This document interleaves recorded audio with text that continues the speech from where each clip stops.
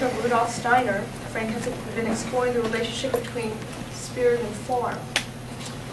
It's led him to do research on and he discovered the 7-sided and 11-sided geometrical form, which has never been found before. So I'm going to turn it over to Frank. Did everybody turn off their cell phones? Yeah. Thanks. Thank you. This is the vortex generator I made. It's leaking. I've never had started with this, so we'll see how it goes. So I'm going to have to jump from the way I discovered something to what happens what I discovered. So it's leaking, and it's never leaked. It's always leaked at these two ends, and they're not leaking, so it's got a new spot. Okay, I'll turn it on, and it creates a vortex.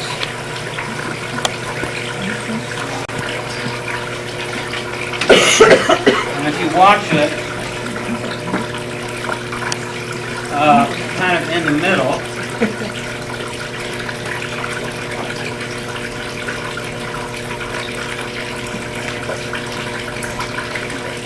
this is called the forms, okay, in force. These are formative forces, okay, and they are the basis for an awful lot of things, all the way from animals to flowers to us.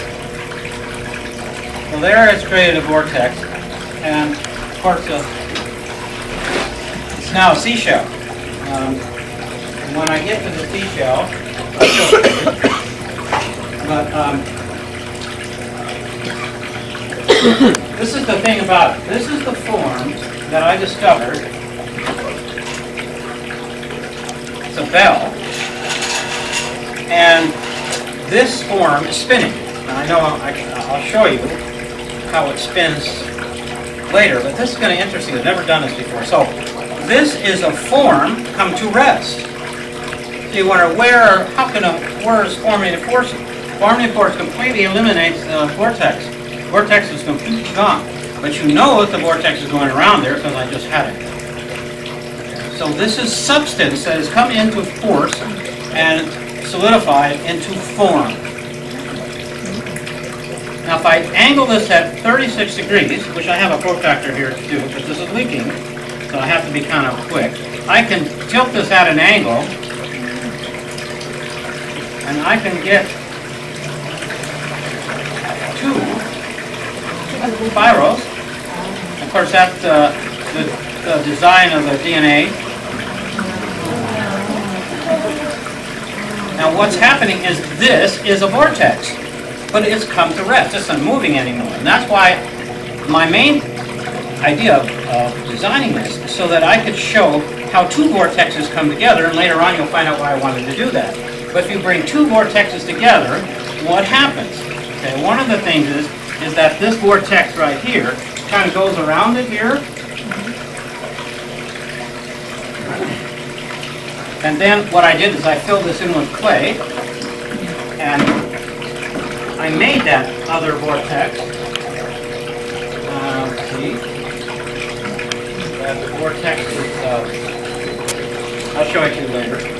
And I'm worried about this machine leaking because then it's going to go everywhere. So, I can adjust it. Here I've got it, so I can adjust it, make it smaller or larger or whatever. I made this all out of stuffed flower pots and out of tube, and this is an old pump I had. So I'm going to turn it off. Now, I'm going to turn it back on again. Now the vortex is going very, very slow here, but it's fast at the top. So what happens is as this goes up, okay, this is deaccelerating slower than the top. And here it goes. There it goes up, and right about here, there's a special form right there. Yeah. Remember that form. Right? Yeah. Not about there. Right there. Remember that form. Here it is. Here it is. I'll bring it back again. So what's happening is that this vortex is deaccelerating. There it is again. It's deaccelerating. It's not this is acceleration. this is deacceleration. Yeah? All right? Okay, so I'm going to have to empty this, or it's going to go in your lap.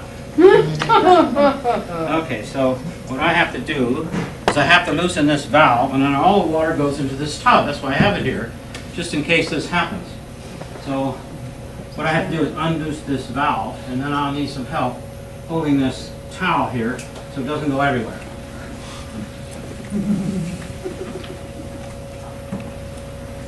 All right, here we go. So you got a hold it here. Okay, good, thanks. Now everybody can relax. Okay, I'm sorry I had to go that way. You know, since I'm working with the water, it kind of wants me. I kind of want to do it so. I put this form into a little tiny, like, propeller, and then I tried it out in a bucket of water. So I'm going to show you. This form, whatever when I show you this form is not a propeller. Okay, what it creates is not so much a vortex, but suction. This form is all about suction. So when you have the suction going in, it causes an implosion. Not an explosion, but an implosion. So now you're going to see water implode. And there it goes. Just a little bit of turn. That's an implosion. That's what this form does. Yeah, anything that does that, and that quick.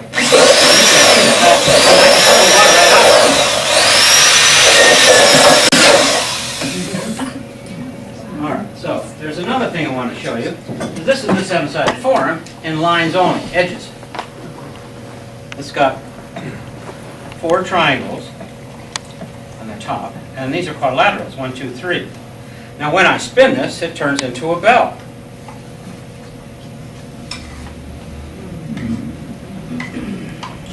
Alright, so here's the thing I want you to see. When I put this in here, this will cause a vortex, and the vortex will go in between this triangle here, this triangle at the bottom. The vortex will go into here, and if the vortex gets too big, because I make this go too fast, this point, this point, this point will spurt out, and it sort of stops the vortex from getting any bigger. So here it goes. Yeah, I don't have to get it going very fast. All right, you see how the vortex wants to go into the little. Vortex wants to come down into that open space. But if it gets too big, it will spurt out. See that? So there's now see how the vortex is starting to go down into the bell. It'll go, if I take my time, it'll go all the way to the bottom. But I have to go slow, because if I don't, it does that. So this is a built-in governor that gives it control of the vortex. Of course, this one will also cause a real disturbance in the water too.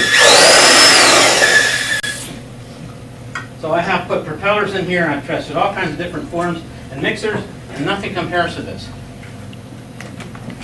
Okay, so how did I start with this?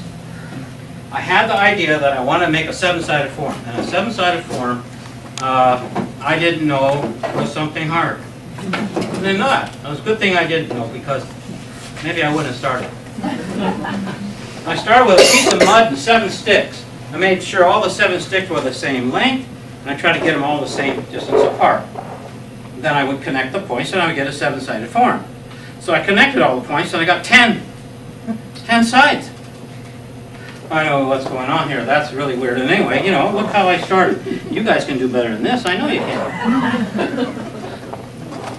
So then I tried to take a sphere and tried to put circles around the sphere, all the same size, 7. And when I did that, some of them won't meet. That circle and that circle won't meet because these two are preventing it. So I decided to take 7 balls and put them in a piece of clay in the middle and push them all together. And I got this. Original one. And it looks like a vertebrae. And I tell you, this would make a great sculpture. Well, that's not what I wanted. tried all kinds of things. So I thought, well, I'll go to history and see what they did. And here's what one person did. They took a block and then they cut 5 sides off, and that's 7. So what I was interested in is making something like a cube where all the faces, you know, are the same area. So if this is 1 mile, this is 1 mile, 1 mile, 1 mile, all the way around, this should be 1 mile, whatever. Same thing. All right, so what this guy did, he says, okay, this is 6, there's 7.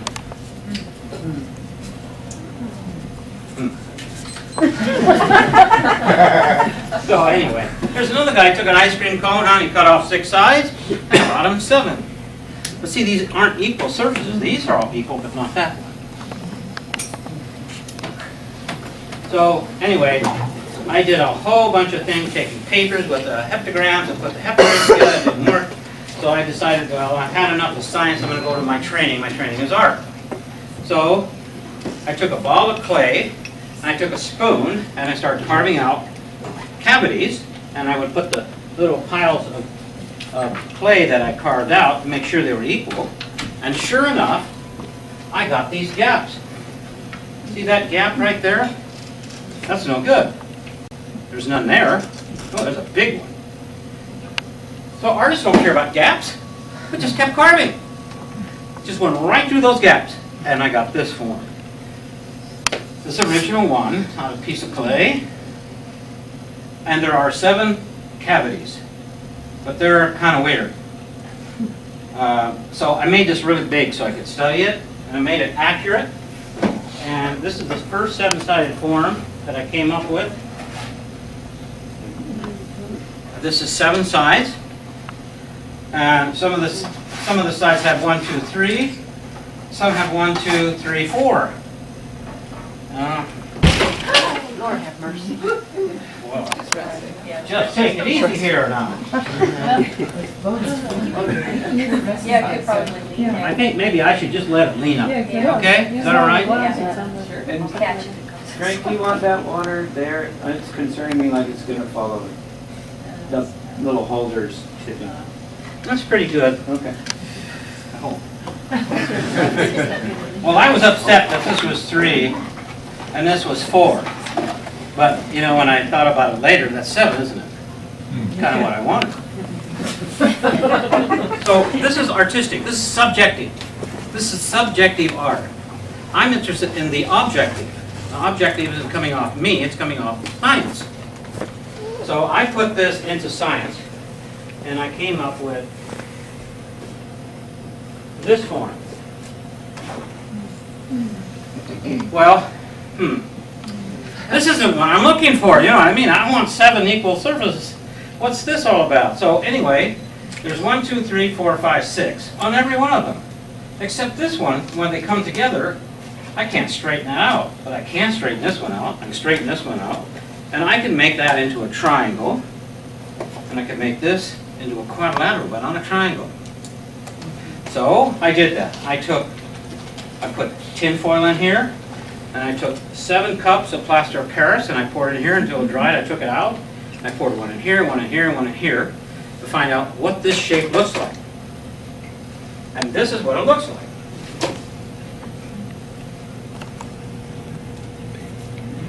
That's the first 7-sided equal surface area polyhedrons ever. It's 7 sides, they're all equal. So if I take the area of this, which is easy to do with your math, and then this is another triangle, so is this. So mathematically, if you take the area of this triangle, add them together, they're exactly the size. This is bronze. After a while, I'll afford to do that. Okay, so this has never been here before. Okay, this has never been here before. And how I found this was not through memory. It wasn't something I saw or have seen before, but it's something before memory. So if you create something that is from memory, that's imitation. So there's too much imitation going on today because everybody's imitating everybody. That's what happens when you go in the museums. You see all the artists, the only people that appreciate the art are the other artists because they're copying each other. So what I'm going to show you is how you can work with form and find the spirit. So where is the spirit? The spirit's inside this and outside this. You can't just go and say, in my imagination it would be like this or like this. No. You have to look at this objectively. Because when we look at things subjectively, they're coming off either our lungs or our kidneys. They're coming off our organs. And we don't need any more organ art. There's so much of that already. Alright, so here's how you approach it. You take the form and you find the middle of this area and the middle of this area, and there are points there. What you do is you connect those points, and that's what I did. And inside the form there's another form that's invisible. It wasn't there. You couldn't see that with your sense. You have to bring it into objective science, which is scientific art. Now inside that green there's something else hidden. So I enlarged that form and I put the little dots right like I told you. I connected the dots, and inside there is this form. A perfect cube that sits on a little base at root 2. Now how can that be possible that there is a cube in the center of that perfect? That's wild. And of course, if you take the center of this and this and this, it turns into an octahedron. Do the same thing to the octahedron. You get a cube. All the way into infinity, inward. Now the way you study it is you study it with edges only. You take away all the surfaces and you use edges only. Of course, you saw this spin before it turns into a bell. You also do points only. These are the points only. So to show you what that is that I've only got the points on this guy, but there's no edges. There is here. This is how to study and find out what is in form. Now, I put them all together. All of them are there together, including the cube and the octahedron, which goes into another cube, which goes into another octahedron.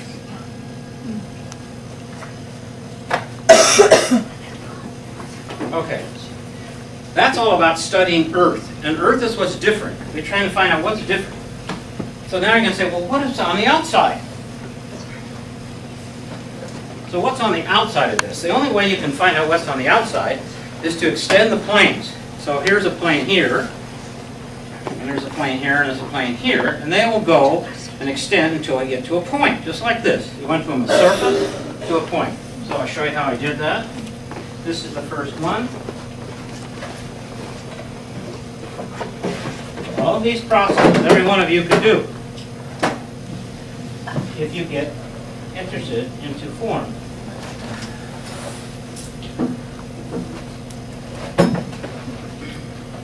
I have a box with one of these things sticking out, and if I can't find it, it's all right. I can still show you. All right. Well, it's so nice to have an assistant. So here's the form with these planes extended to a point. Does that make sense? That's logical, isn't it? Now what I want you to do is to approach what I give you here today. You can approach it with logic, truth, or you can approach it with beauty. That's spiritual science. That's studying the science and the beauty, okay, and bringing it into one. So if you don't like math, it's okay, you can look at the beauty. But all of the things that you see today are truth. There's no lies here. Now let me extend the other ones. So I extended these faces out here like this until it became this. Does that make sense? Yeah. Okay, you guys are getting. Now the really hard one was the quadrilaterals. So here are the quadrilaterals. These, they look like this. Get a little harder. These are a little harder to make, but it's the same thing. So I've exstellated, they call this a stellation, which is the star, how to make a star. I put them all together. And I got this really cute little upstarted 7-pointed star. That's it all together. He's cute. I like him. You know, you've never seen a 7-pointed star. This is the seven-pointed star that's lawful. So, I put two of them together, but I put it in a sphere. Here's two of them. Two of these guys. But I put a sphere because that seven-sided form fits in a sphere perfectly. So then,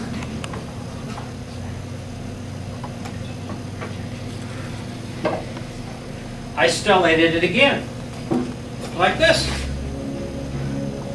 Now you're going to say, well, where did that come from? Well, look, it's right here. See that? You know, it's all lawful. I'm not kidding anybody here. That's what this is. But what's really neat about this one is that you can't go any further. There's a hole at the bottom. And that is lawful. It's coming right off the stellation. So I took the little 7-pointed star and I put two of them together. Then I thought, well, why don't I put them in the cube? That means I got to put 8 of them together. So I put 8 of those forms together, and this is what I got. Wow. There's 8 of them. And what's so interesting is that there's a cube in there. See the cube? It's kind of imploded.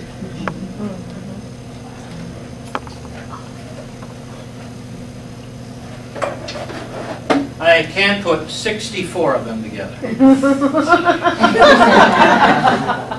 I'm not going to do that. Now you saw the 7-sided form. I decided to put the 7-sided form into a cube. And the reason I put it in the cube because the cube is Earth. And this is what it looks like. There are 6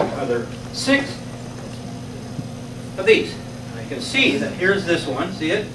It blends into that one. It makes this really cool 4 thing going on here. Now a lot of this, as you'll see in modern art, you'll see all of these kind of things, but they're not lawful. It's just that the person says, I think I like this, you know. He might have a kidney problem, so he's going to have more organicness. Okay. The next thing, I'm going to leave Earth, and I'm going to enter water. So I go Earth, water, air, fire. And why do I do that? Because that's chemistry. You see, any chemist with a test tube, he starts out with a fire. There's a solid, and he melts it with the fire. And then that liquid, it turns to liquid, and then you keep melting it, it turns to air. Okay, so there's fire. Earth is a solid, and water is a liquid, and air is the last one. So we have earth, water, air, and fire. So I work with those, but not through chemistry, but through form. And in the old days, it was called alchemy. So, if I go to water, and I spin this, I get a bell. So I made the bell. And this bell hasn't cast. This is wax, but it can be cast. It's ready to cast. So what you're seeing is that you would have never thought that in here there are 6 bells, or 8 bells, or 2 bells. And I went and showed this to a scientist. He was a Russian bell expert. And I had 2 students that wanted to study this. So they came over to my house for a couple weeks and studied it. So I took him to this bell expert because he said that he had about 8 bells at his church that we could bring. So I took him over there and he says, why are you here? I'm hoping you want to buy a bell. I said, no, I'm not interested in buying a bell. I said, because of this form, I'm studying this. And the guy just about fell off his chair. He says, well, I've been waiting for this for about 12 years. He says, I've been waiting for this. I said, why? He says, because no one knows the geometry behind the bell. And the Russians are supposed to have the perfect bell. 2,000 years of bell making. And I said, well, then how did you get that form? How did you get it? Trial and error. Oh, interesting, trial and error. So this distance between my fingers is exactly the Russian bell.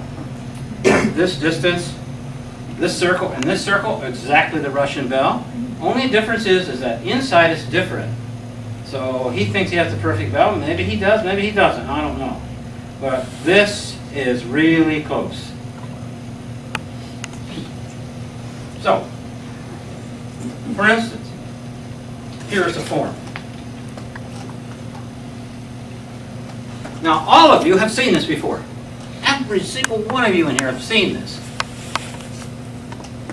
It's a lawful form. And what it is, it's a form spinning. But I brought it to rest, just like I did in the water. This form has been brought to rest. And what is that form? I'll show you. There it is. You see it? It's a cube.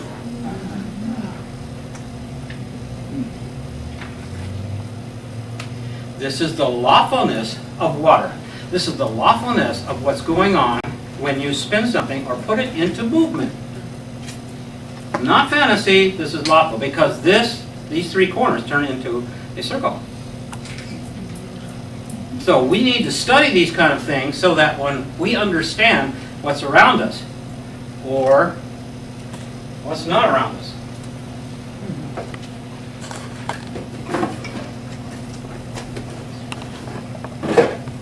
Okay, so here is another way of studying form, is that you take this form and I put it in soap and I blew a bubble.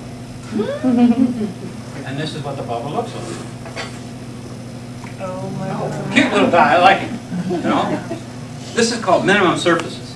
So what happens is that everything that is geometric is trying to become a sphere. Okay? This is trying to become a sphere, but the edges won't allow it. But it does bow out. So, I mean edges only. Again, edges only. Lawfully. So when I spin this, it turns into straight lines become curves. Now I've got curves. And when you spin this, curves become straight lines. Isn't that wild? Some cool stuff out there. I'm going to put this over here. Okay, so this is what's different. I'm sorry, this is what's changing. So here's the shell that's coming into the vortex. And what you do to study this, to find out what the curves are doing, is you just get a piece of string and tie it on the end and go around this like that.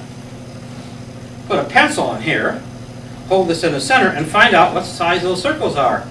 And what's the proportion of those circles. You can do that with any shell.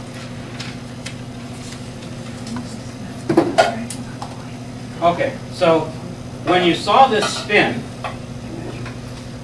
what you saw was two.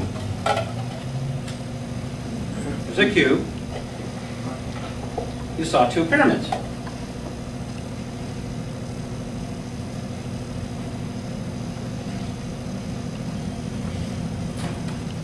That's a pyramid there. See, it's coming from the cube. You see the pyramid? Okay. So there's a pyramid on this end. There's a pyramid on this end. So if I take the triangle,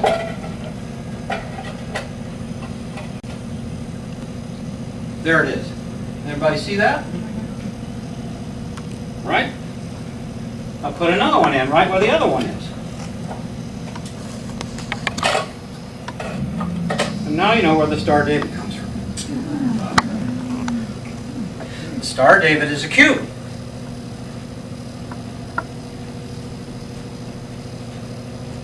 And that's the part that's spinning.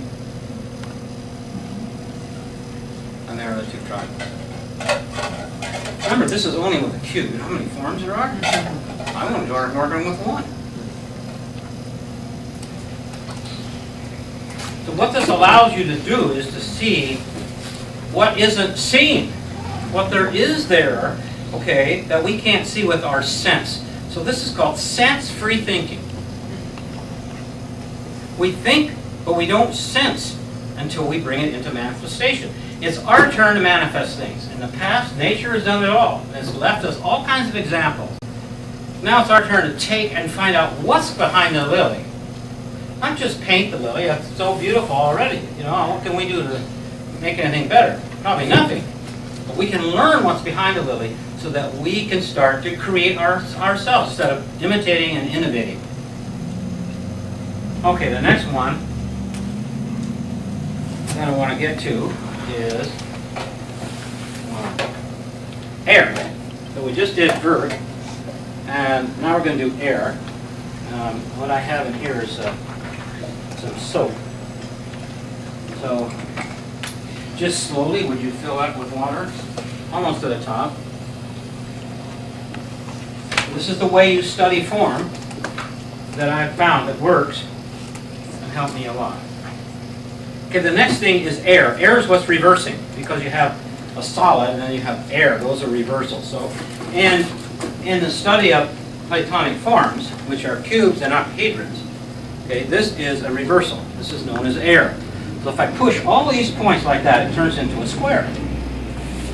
Or if I have a square or a cube, if I push the cube into all kinds of, take the corners and push them, it turns into this. So it goes back and forth, back and forth, back and forth. So this is a lawful movement that we need to study. Because if we don't know lawful movements, when we see unlawful movements, we're going to be in trouble. But we need to really work on lawful movements. Okay, so air is what's reversing. So I decided to take my form and turn it inside out. So I did. This is the form inside out. Turn the thing inside out. I said, well, you know, what's another new form? I made one here that's come to rest. There it is. Another new one's on any of the books, whatever. Because it's coming off a form that no one had before. And I'll tell you why no one ever found it before a little later. But everybody's saying, well, what do you mean inside out? Okay, I can take this form and I can put it together in such a way that I have two forms. Exactly the same. This is called a reversal, turning something inside out. So we need to look inside the other to realize what the outside is. Oh, geez, that's great. Yeah, just set there. Just so happen to have a cube. And you can see I've been using it a lot. You know, really a mess, but it's okay. I put it into the soap.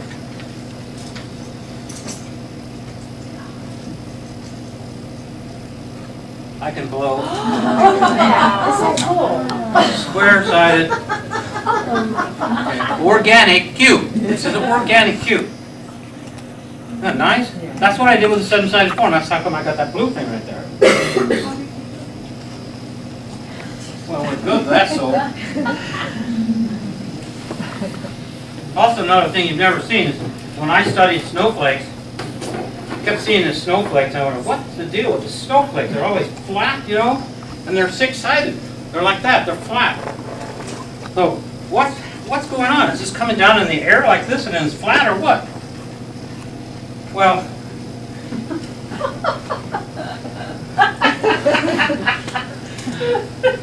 the distance between two equilateral triangles is √3, right there. And that's really neat because this is where √3 comes from. If you draw two circles,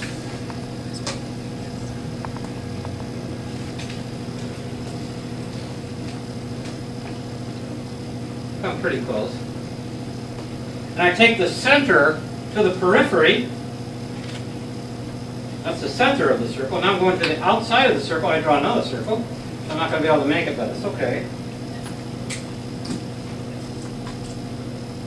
Two circles. One's the center and one's the periphery. This distance from here to here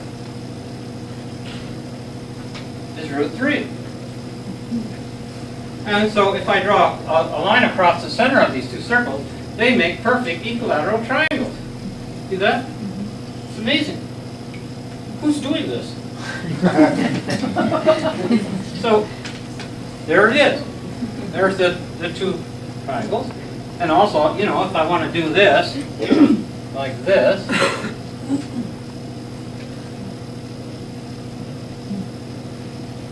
there's the same thing that I'm holding in my hand, right? See it? Well, if I take √3,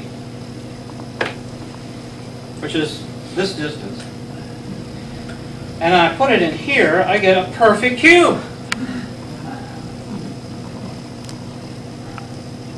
That's the three-dimensional world. Three-dimensional world is based on √3. I haven't seen this in any of the books. I've seen √3, but nobody knows that a snowflake, when it falls, are cubes. When it comes down, it folds into a flat surface, and you'll see little pieces of the root 3 sitting around.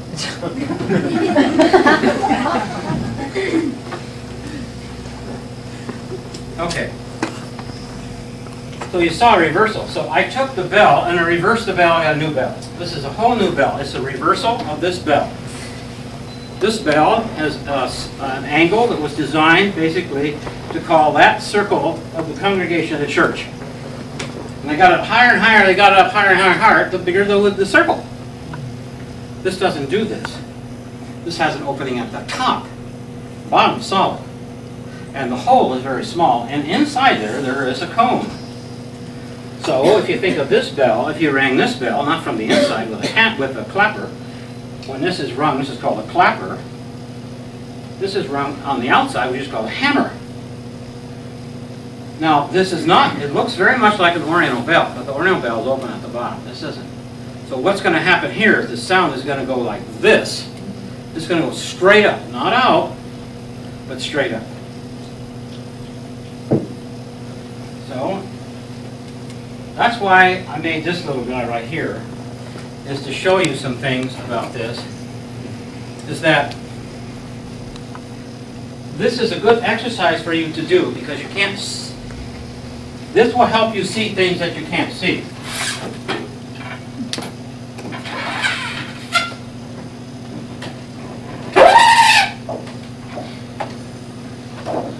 This is a plane. Okay? That's a plane, isn't it? This is a line. And this is a point.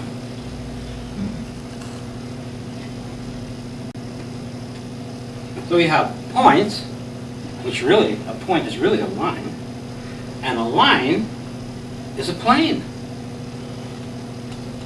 Okay, those are pretty cool things to think about. So, if I take, how does a plane, or how does a line become a plane? You can't just turn it like this and make it a plane. There's something else going on. So what's happening is that the plane is now becoming a line, and how it does that is, let's see if I have a good example handy. Maybe I do, maybe I don't. So I'll show you. The plane turns into a cone. So this is a plane that's starting to go into a cone.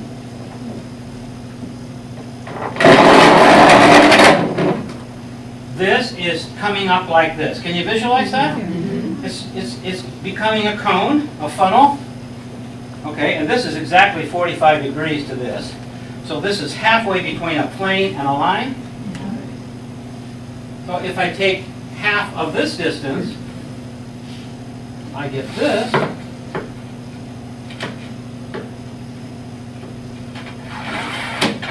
Now this is 22.5 degrees. And eventually I can get this cone all the way to a line. Does that make sense? We got a line to a plane. And back to a line to a point. To a point, line, plane. And then when you have more than one plane, or more than 3 planes, then you have polygons. More than 3, you have polyhedrons, which is cubes and all of these forms. Okay, so, a little sidetrack. People tell me, give people a break, do something different. Okay, nothing different. When I was working, I saw this drawing. This is the chalkboard drawing that Rudolf Steiner did in 1924. And I really liked that because I saw this, and then I saw this. It kind of reminded me of this. It does, huh? And that's what came to my mind. So what is this all about? So I sent away for this lecture because the drawing didn't tell me anything. It didn't say anything about it. It just said this is the lecture, so I sent away for the lecture. And I hope I brought the actual lecture. If I didn't, I'll tell you about it. Here's the lecture. Rudolf Steiner was, he introduced a whole bunch of stuff, and he said that most of his work, 99% of his work was perspiration. And he was a clairvoyant. And in this book it says, forming of the earth from inside out. So what he says, the geometry really in the world, everything comes out of geometry. Well, that makes me feel good. And he says actually the form of the earth is really somewhat of a tetrahedron. Now, what is a tetrahedron?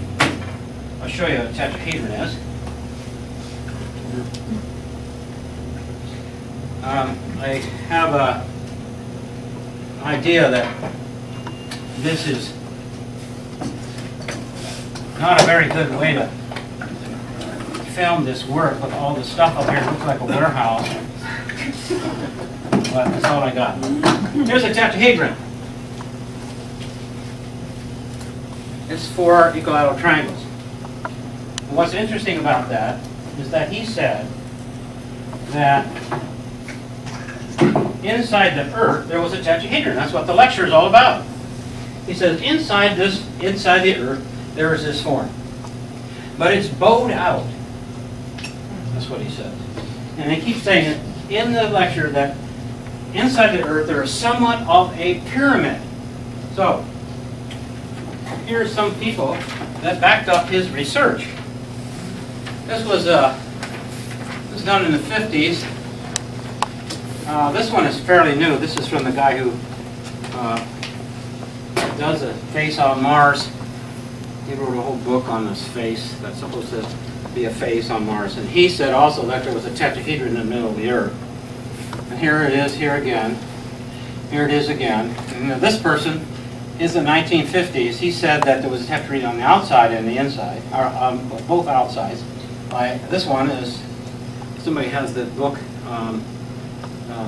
the Flower of Life. That guy says that there's 2 tetrahedrons in the earth. So a lot of people have been studying this. One guy says here, I got a quote from a guy here, he says that the tetrahedron is the basic geometric or energizing form of the force in the planet Earth. Okay, so then I thought, well, there's no reason why I can't try my form in the Earth, because he gave me the points. Japan, that's South America, North Pole, Mid-America. So I found those points on the Earth, and so I put them in a sphere. So here's Japan, right? Here's Mid-America, right? Mauricio. And then the South Pole, I put it in a sphere. That doesn't work. Something wrong. So I looked again at the drawing, and then I realized that this form right here wasn't really a tetrahedron. See how it was sharper? And then also, here it is. Here's a tetrahedron. Here's a sharper one. So I said, okay, that sounds pretty cool. So what I do is I take that form that he drew and see if it fits in. And it does. Right where he said.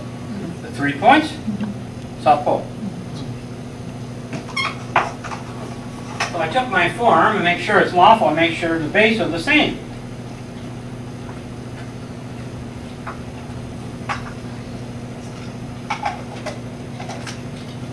Perfect. So, why is he saying this? This form wasn't here. This didn't come in until the year 2000. This form wasn't discovered until the year 2000, February. So,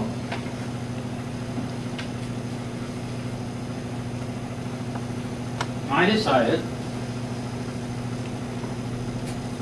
to put this in the earth. See how I'm running out of room.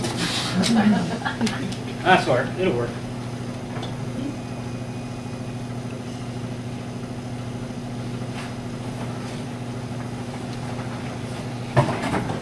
I put it in the earth.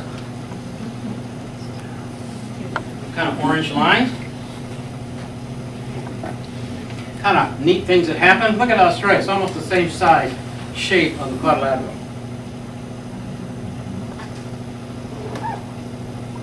Where all the land masses are where the quadrilaterals are. And where all the oceans are, which is the triangle is the form of water in alchemy, are all the oceans. Pacific Ocean, Indian Ocean, Atlantic Ocean, and then top. Then, if I run a cone from the very South Pole to the North Pole, and remember when I spun this that there was a circle? Mm-hmm. You remember that? Mm-hmm. This guy. Well, there's a circle there. Look at it, a little circle. If I run a cone from that circle down to the tip, and I drop a ball into the equator, see the white ball? Exactly the size of the scientific studies of the core of the Earth. They don't know why the core of the Earth is that size. At least there's some kind of explanation here. And also, if you notice, that cone hits the outside of the triangle. You see that? Remember when I spun this? Yeah, when I spun that, the vortex came in here and hit the sides and it flared out. So that didn't allow the cone to get too big. Remember that?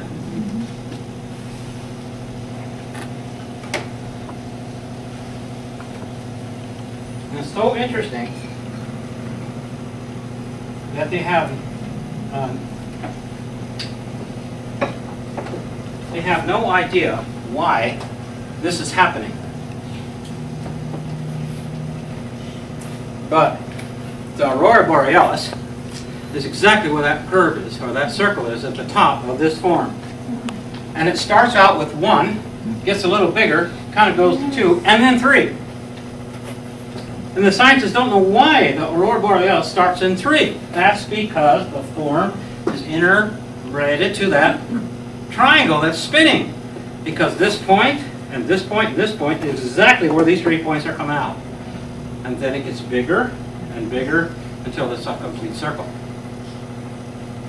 So, I mean, you can't say, you know, what's inside the Earth? I can't take a shovel, and that's not going to work. So what I have to do is try to find things that I can relate.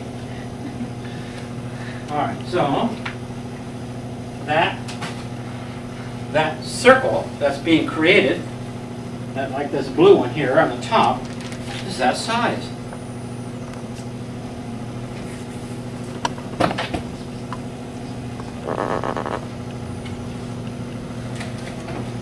And at the very same time, Scientific America came out, which is really great. They said, sculpting the Earth from inside out. That's perfect for me, you know.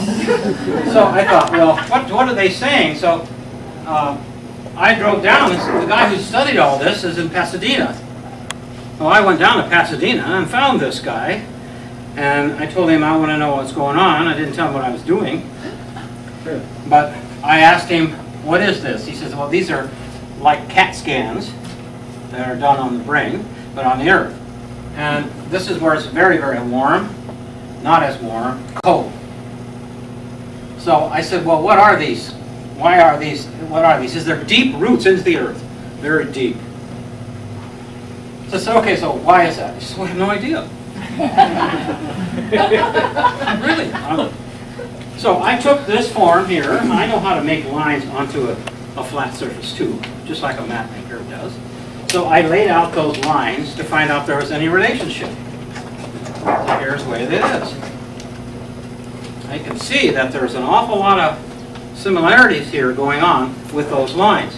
Especially I like this one here, but this one is really great. The ring of fire, which is right here, is perfect. And then you have this line is at the same angle as this line, so that just is moving over. So another piece of evidence that could be what's happening inside the Earth.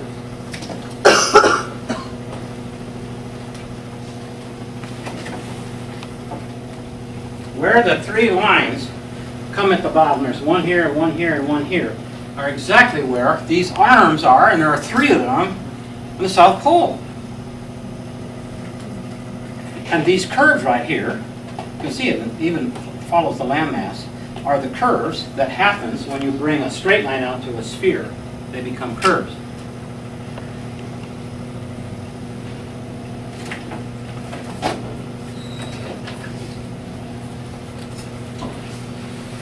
So at the bottom of the Earth, of the South Pole, here are these arms I told you about.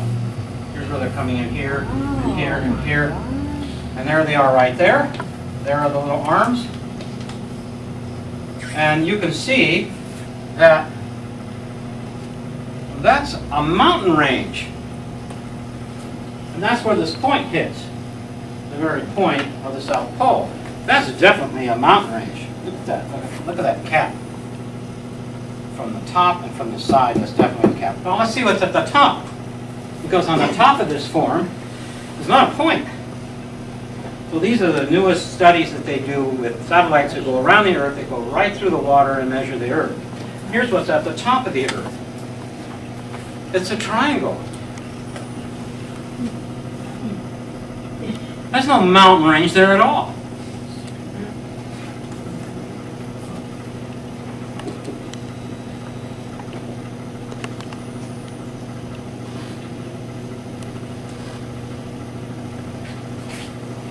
Now what I always was questioning is, what's the deal here?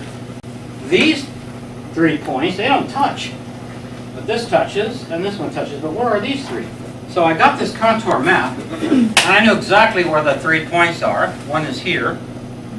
What's so interesting is that point right there.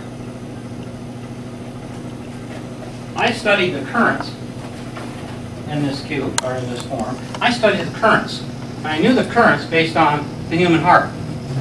So I saw the currents in here, put them on here, and right here, according to the form, this is suction, which is Kansas. That's Tornado Alley. Where all the tornadoes go, right there. They don't go over here, they go over here, they go right there, because that's suction. These over here, these points, Japan, are pressure. So what's happening is that there's energy coming out of these points and looping over into the suction. The only reason we don't see tornadoes all year round, they're there, is because there's no substance for them to form and take. In the winter there is.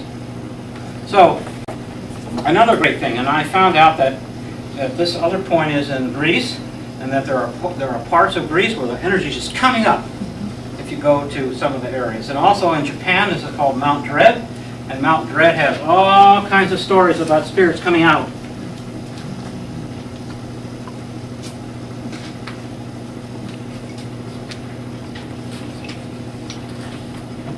All right, back we go. Okay, let's go into fire. We did earth, water, air. And air is reversing, so I wanted to show you a reversal. Here's a reversal.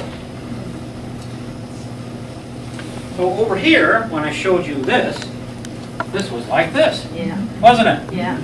So what is this? That's a drop of milk dropping into a pan of milk and splashing back up, and they photographed it. That's a reversal. So now the substance is milk. Here there was air.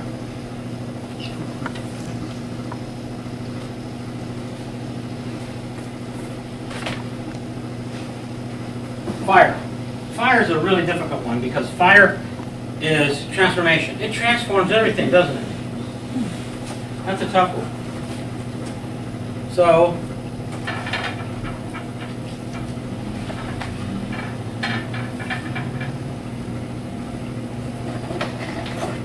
okay. So you guys can see this cone. This cone was a flat plane, right? Flat. Now that's this one here. So what I want to do is to show you this. This is what happens when you keep rolling this up.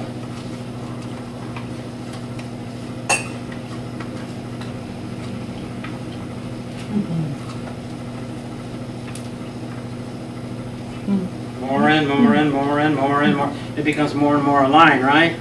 More and more and more and more aligned. Eventually, it becomes a line. That's what this is. And in between. And here comes the lily.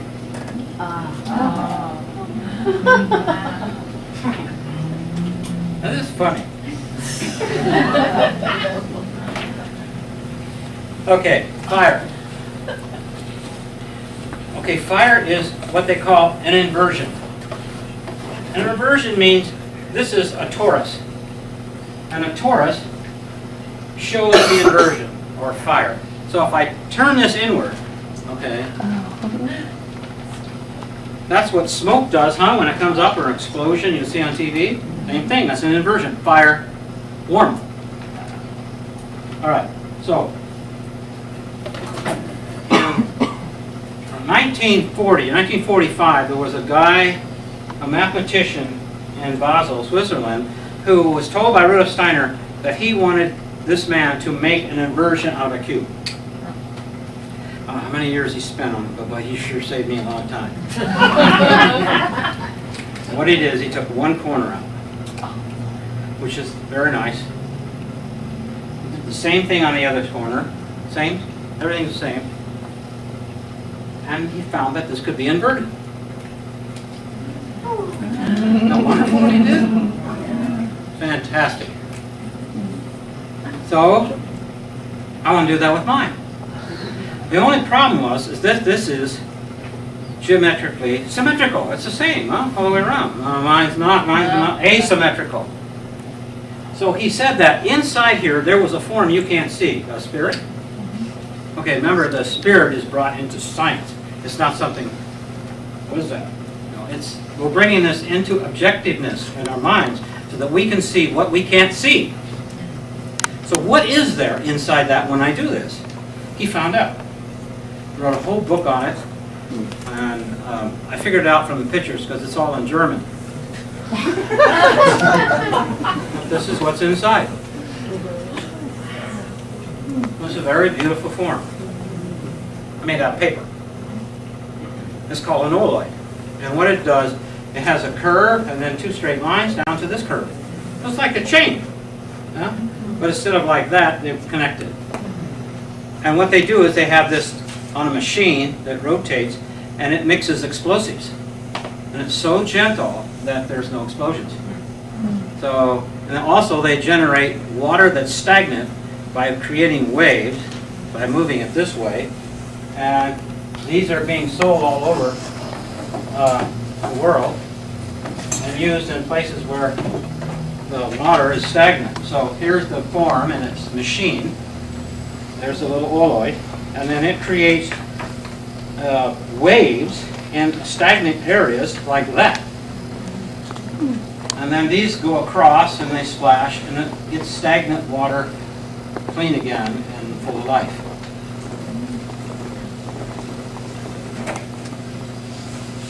So I want to do that with mine. I did the same thing he did. What's his name? What was his name? His name? Paul Schultz. Shout. Paul Schultz. And I have all this information. You can get it right off here. This is his pamphlet. I did the same thing with mine. I took the top off, and I took the bottom, and I inverted it, just like he did. But it was a lot more difficult. So here's what's inside this form. What's inside this form? When it inverts, this is what's inside. Now you know what the oloid looks like. I showed you that. You see I like it.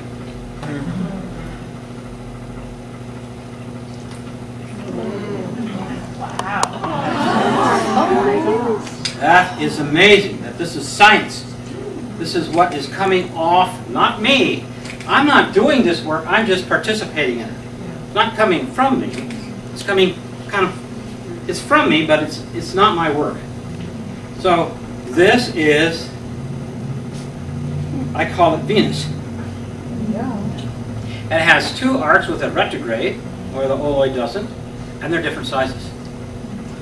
So when this goes through, and no criticism of all, it's just what they had. This was the first one that they used to create waves, which are like this. Okay, we call this in science beat. This moving with the same type of apparatus becomes a rhythm. And these waves are not all the same with this. Okay, which in nature, this isn't the way waves work. But this was just discovered, you know, like 5 or 6 years ago. All right, so what I did is I wanted to find out what's inside that. Did he do that, you know? It's very simple. You put it in the edges only. And then you blow a bubble. Then you find out what this form has inside it. So if this is fire, what's in the center of fire? I made a big one. Made out of plaster of Paris. And again, I like it too. And this is what's inside.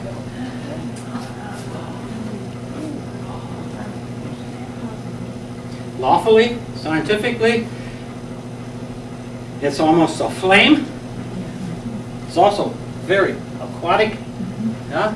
It's like a dolphin or it's a whale or a tuna.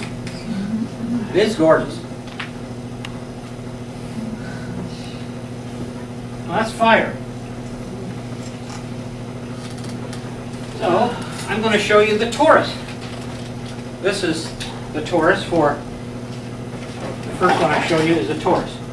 And this is what is revolving, just like this one is. This is the same as this. Yeah? But this is geometric, it's organic. So I'm going to show you what this looks like for the seven-sided form.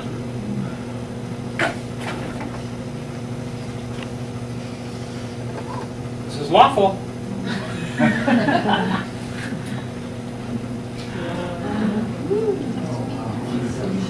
You can see the two different sized circles that are in here.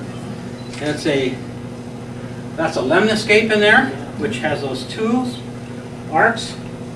And this is flowing. One is flowing this way, one is flowing this way. This one's going out and coming around into this one, and this one is going around and coming into this one.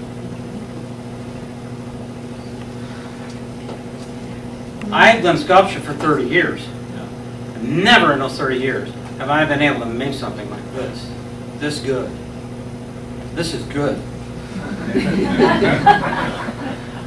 And I can't say I made it. You know, I made it, but it's not really from anything creative in me. Okay, so I decided to give you another break, and what I'm going to show you now is the two circles. There's a circle here, and there's a circle here, right? And when I spin them, you see those circles? There's one here. And of course, they're made from triangles, aren't they? And there's a certain distance between these triangles. So if I make this a circle, and I flatten it out on the wall, and I make this circle, and I flatten it out on the wall, and I keep this distance apart, this distance from the two circles, this is what I got.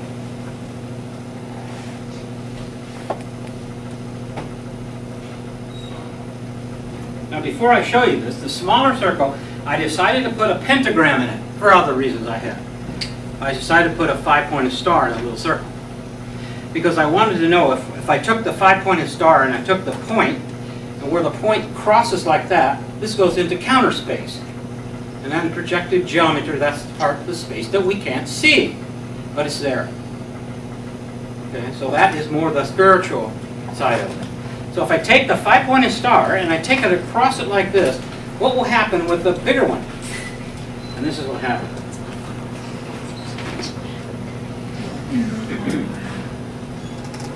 If you look at the top of the little 5-pointed star here, where this crosses and hits the bigger circle, it divides that circle into 7 perfect. That's the 5 and the 7, that's the 12. This has 12 edges. And what you get here is this little star here. And that little star is throughout both of them. So I wanted to show how that works. That's this one. Here are all the stars. They're all the same size. And there's 12 of them. 2 of them come together in the middle. And this is kind of a dance that they're doing, because in this circle, the little feet touch each other, and in this circle, the little hands touch each other. And in this one, both hands and feet are touching. And what's happening is that this star is a lens. And the lens is right here. And this lens is looking, because it has the longer arc, to the center. This is Earth. This is the Earth part. So everything is viewed to the center, centrically oriented. But when it goes into the seventh, the view is in the periphery, which is the more spiritual side. So you have the combination of those two, one looking to the periphery and one looking to the center, one drawing from the center and one circle from the periphery, is what's going on, and this shows that. So that little star, you know what I do is I make something two-dimensional, then I make it three. So I made that three-dimensional, and here it is. It's two cones. Now you're going to say, well, where do you get that? Well, it's right here. Here's the smaller arc. Here's the larger arc. So there are lenses all the way around here, which is a form of seeing. So these drawings here are showing the geometric that's coming off a seven-sided form that indicates that these are lenses. Now, I'll put him right here. So if I draw those two circles that I put in purple, you know, that's the shape of the human eye lens.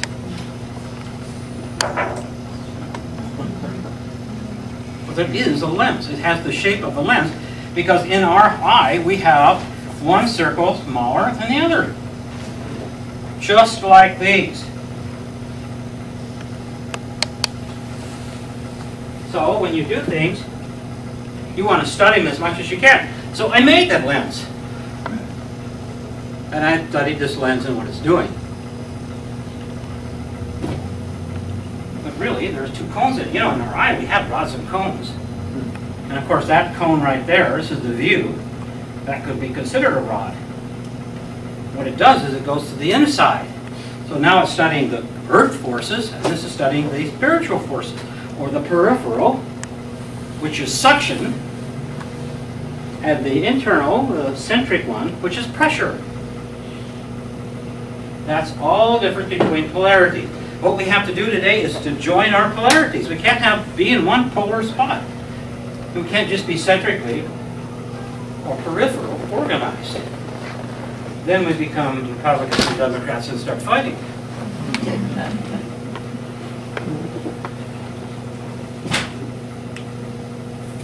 There's a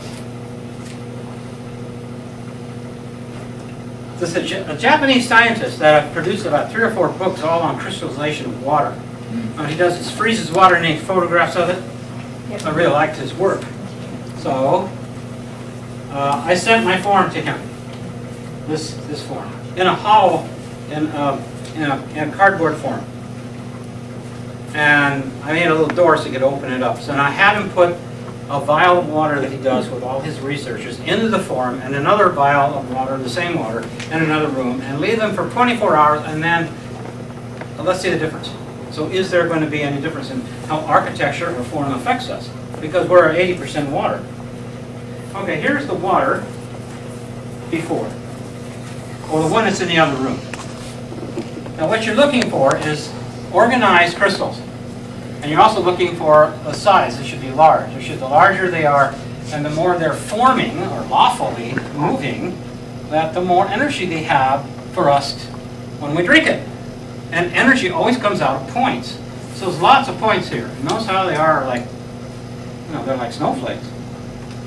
Well, okay, these are chaotic. There's nothing going on here. These are chaotic. This is starting to form. And this one is too. That's kind of nice. This is chaotic. A lot of them are chaotic, and some are starting to form nice. Okay, so that gives you one comparison. And these are, and also, if there is a growth going on, these are 5 seconds apart, so that this crystal is growing, which is a really good sign. Here's what happened with the water that went in the form for 24 hours. There is a difference. There definitely is a difference. Not only are 4 of them are growing, but they're large, and not that many are in chaos compared to the other one. So form does affect us.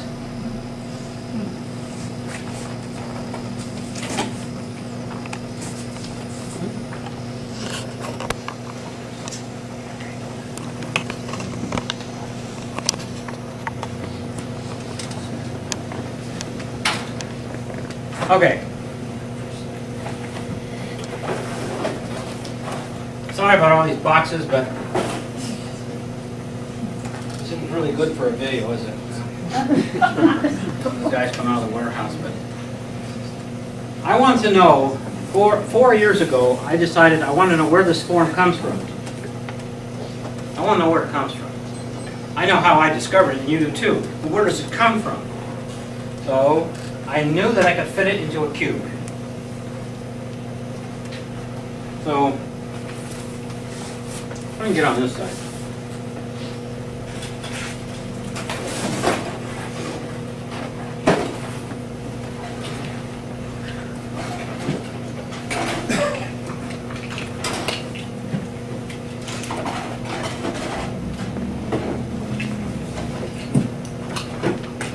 So here's a tetrahedron in a cube. Remember I showed you that before? No, I got another tetrahedron. See, here's the tetrahedron. This is known as fire, warmth.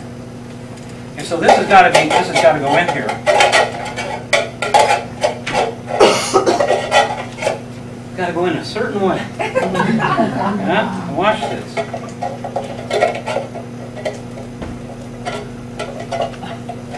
And it goes. Cool, huh? I found out this form is coming from that form. It's coming from fire. What I did was I just followed it.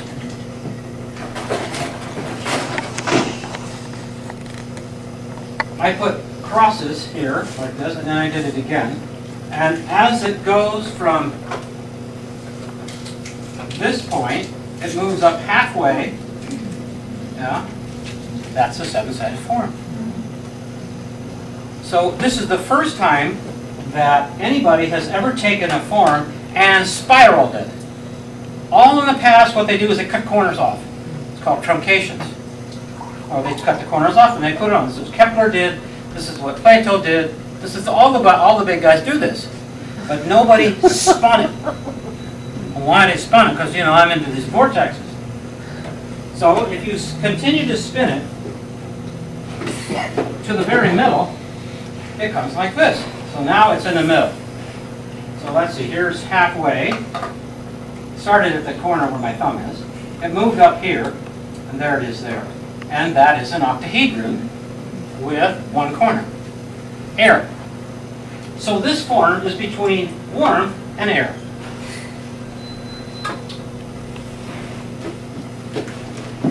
So I put them all together. I put the tetrahedron in white, and I moved it to the red. And the red is a seven-sided form. So you know this is lawfully coming off the form. So it started here, okay, and moved to there. Or it started here and moved halfway. And then, of course, all the way is part of the white. So I have the white going all the way to the end and from the beginning.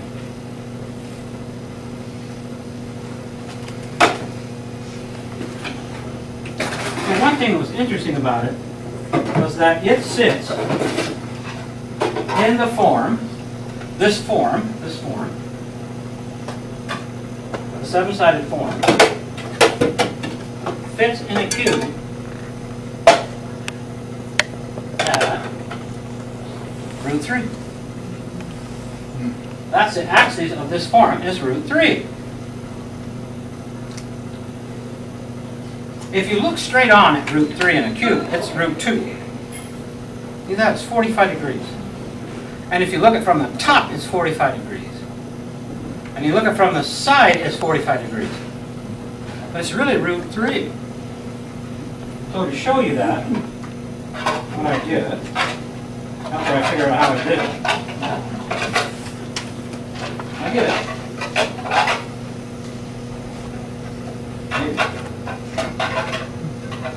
Well, you see, even I have to work on this. I got it. Okay, there it is. There's root 2, and root 2. Root 3. Now that's really important to know because this is a difficult thing to get in your mind. Because root 2 sits at 36 degrees. That's 36 degrees. But root 2 is 45. Root 3 is 45? I'm sorry. Root 2 is 45. Root 3 is 36. Okay. 36 degrees.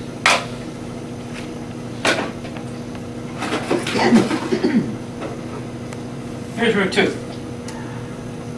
Root 2 is planar, two-dimensional, whereas root 3 is three-dimensional. After I found out where it comes from a tetrahedron going to an octahedron through a spiral in a cube. Okay? And then if I blow it into a bubble, yeah, I can bow the sides out. So to study that really good, I'm going to use this as an example to show you where this form is coming from.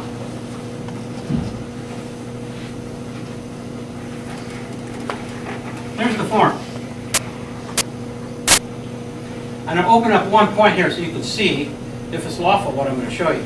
And of course you know that when you turn it, it turns into a circle, and the triangle inside where the aurora borealis is also another circle. So, if I take this off, you know that's 22.5 degrees. And if I put this in here,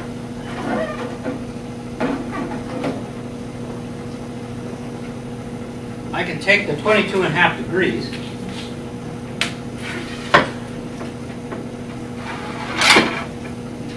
right down to the corner. Can you see it? You see the plastic? There. It's important that you see that this cone goes all the way down to the point. You see it there? You see that this is where this little plastic point is? It's right at the point. They call this the apex. So that means that this part is 45 degrees. But the inside is 22.5. And it just so happens that the outside of the form is also at 22.5 degrees.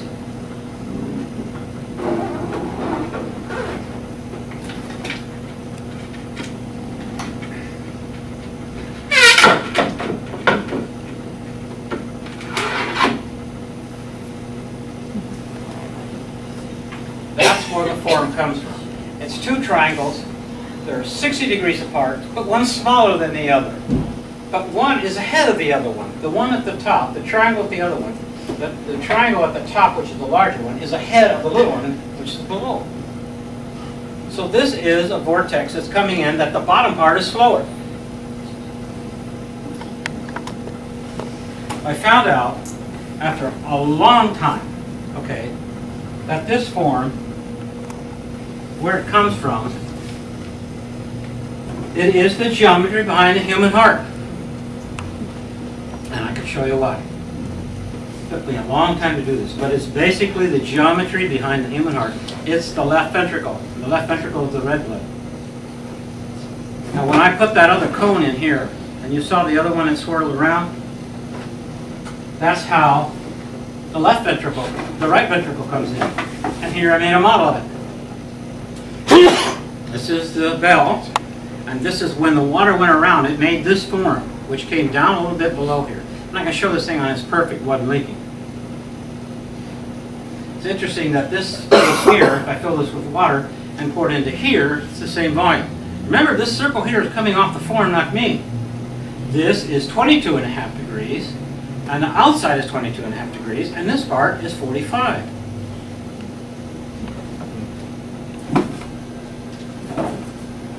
So, how does this work? What the scientists say, the doctors say. The doctors say that the human heart sits in our body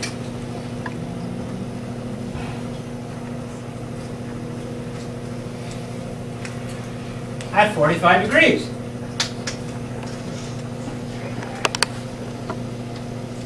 And it's also, the heart is also on the left side. So if the form is the heart, and it's in a cube, and you put the cube exactly in the middle of our body, that's why it's on the left side. Here's showing you actually out of the medical books. I went to the University of California, San Francisco, for 1 year into the medical library, and I had read 30 books on this before I came to this conclusion. And what they say, the doctors say, is that the heart sits at 45 degrees from the front and from the side and from the top. And if I show you this, that's 45, that's 45, and that's 45, and that's 45. That's root 3. They don't know geometry, so they don't know that's root 3. They just say that it's 45, 45, 45. And you can come up and look in this thing, and you can see that that is root 3. And that's why the doctors all think it's at 45. Another reason why there is a cube relationship to the heart. Remember, the cube is a symbol for earth. And remember also that the form is between warmth and air. And remember, the heart takes up one of the lobes in the lungs. Also, the heart, the form has 60, 60, 60, 60, 60. That's exactly what the lungs do. All the branches in the lungs are exactly 60 degrees. The heart sits in a human body at 36 degrees. This is 36 degrees. This is how geometry, you can put geometry and find out if it really is lawful, even in numbers, because this is a three-dimensional number. All right, so as you saw this come up, I told you it was deaccelerating. The heart is a brake.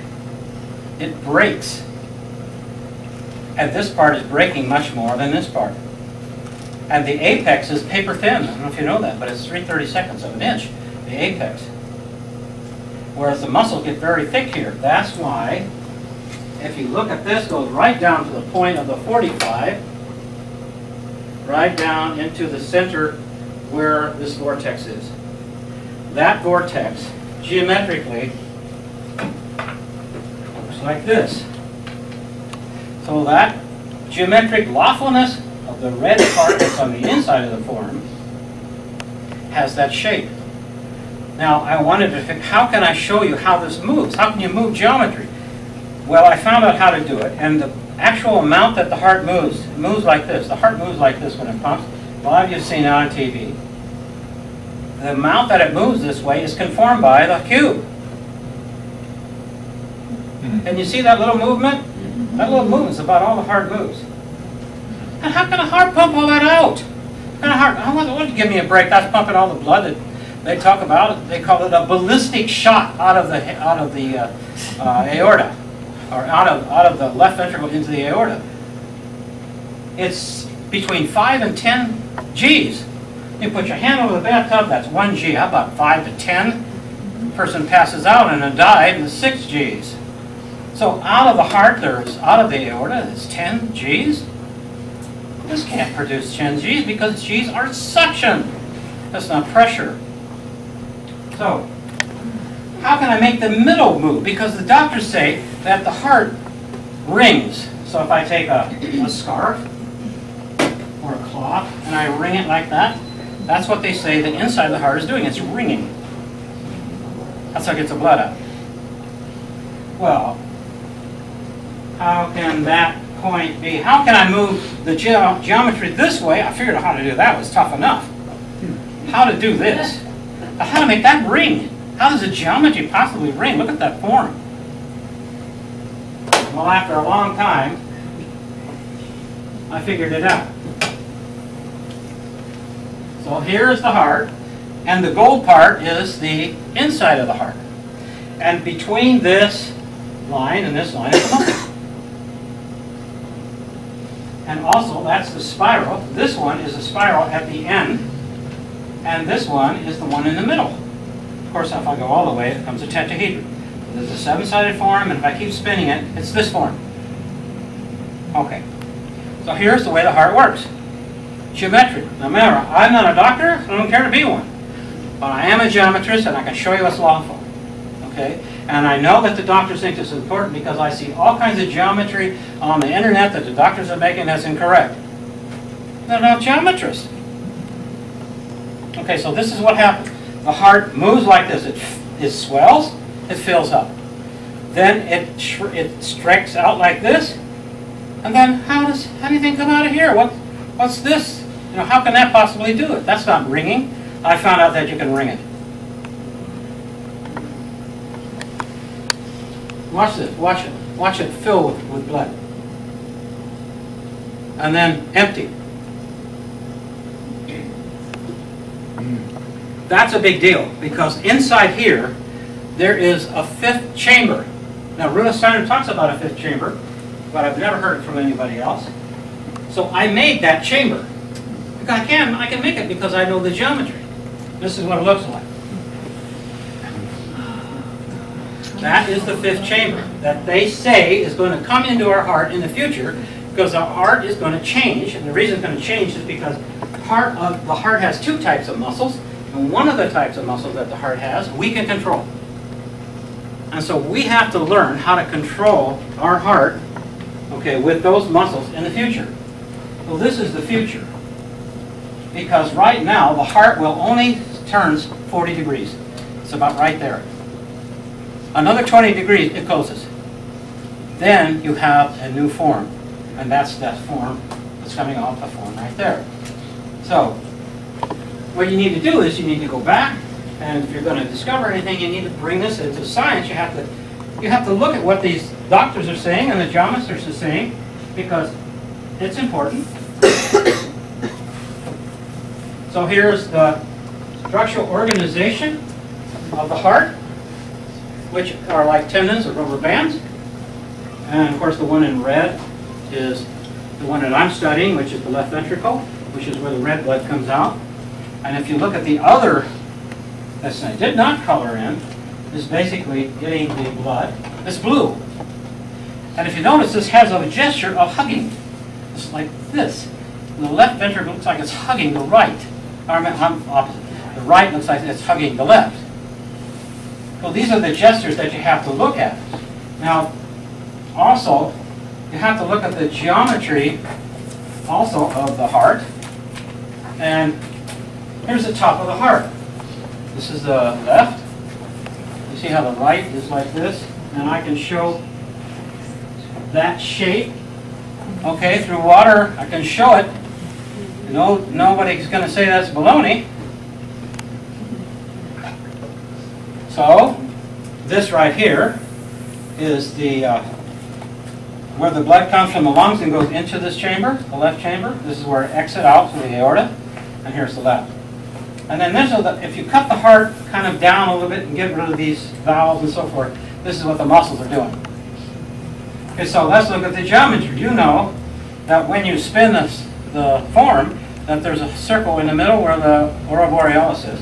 So if you take that circle and you put it on the heart, that's the size of that valve. This circle right here is coming from the triangle, which is the outside of the left ventricle. There it is, there's the size. So this is geometry. And of course then, if you take a point from here to here to here, which is the way the new triangle comes in, it doesn't come in here, it comes in exactly the opposite. So if you apply that to the muscles, look. That's the geometry that's going on in the structure of the human heart, which is the same one. These are the kind of things that you have to look at. You have to find out what the people who cut hearts apart and so forth are finding.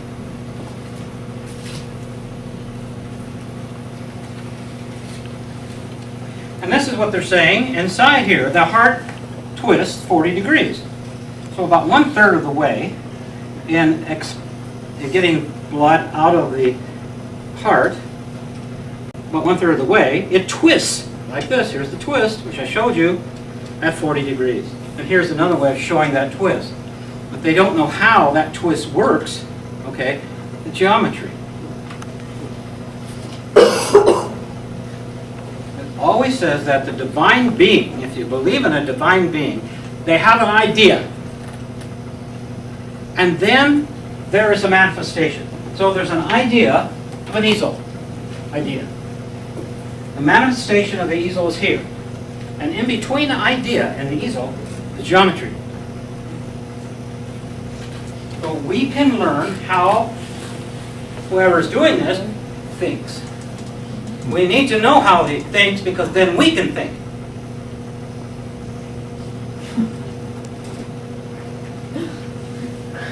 So one of the things I did is that I figured out that the currents are coming into the heart, they're spiraling in from the top and they're spiraling up from the bottom. So that's the blue blood and the red blood, right? That's the way the bloods are moving.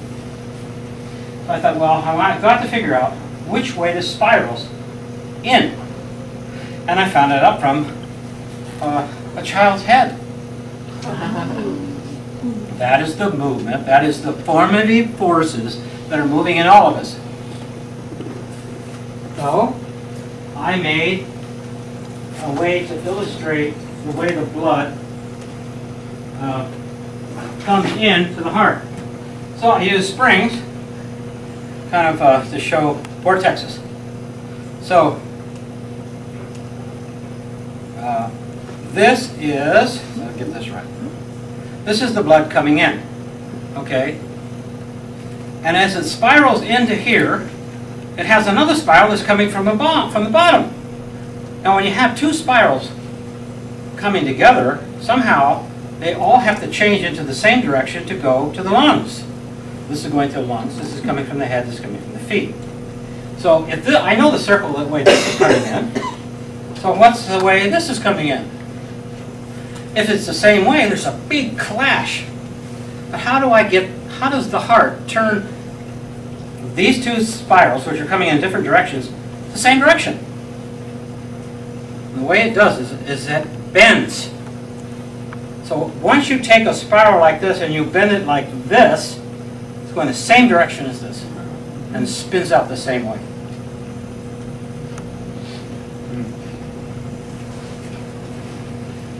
Now there's another thing I wanted to show you here. Is where this comes from. Remember the drawing I showed you here with the heart and this, the red one? Showed the structural organization, which looked like rubber bands. Well, that's here. It's behind this. Is it behind here? Yep. So I wanted to know what this is doing here. So I made it. I use rubber bands. And there is that form that you see is coming from a cone, which is 22.5 degrees. Now, so this other one I have here, I use all kinds of resources from these doctors because they sure know more about this than I do. They just don't know quite what's going on. Now, these are all drawings by doctors. I have another series of them, including some of mine. And this is the way I study it. So here's the left ventricle, and there are 7 muscles in the heart. What happens is that the muscles run this way, and then they start to turn, and now they're horizontal. Of course, you get over here, they're still horizontal, and then what? They reverse, coming up this way. Now, wait a minute, how does that happen? So, somebody hold this up for me. Okay. So, I found out that if I take the cone here, let's see where I get them horizontal. Here they are horizontal.